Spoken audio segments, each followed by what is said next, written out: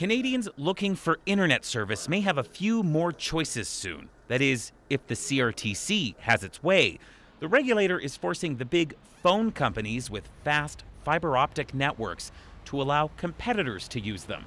Cable companies like Rogers aren't using fiber as much, so for now they're exempt.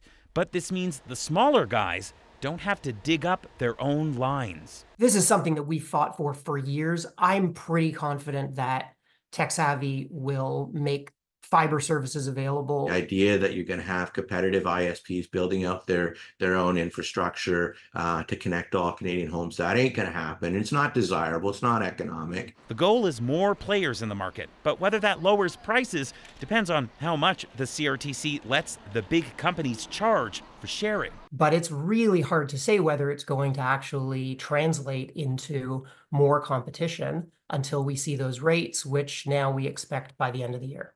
In exchange for being forced to share existing fiber with smaller competitors, the big companies don't have to share anything they build from now on for 5 years. Basically, it's a head start rule that gives the incumbents a head start as if they need any more incentives and favors. As for what those incumbents think, Bell and Telus didn't get back to CBC News, and the Canadian Telecommunications Association, which represents the big companies, said it didn't have a comment at this time.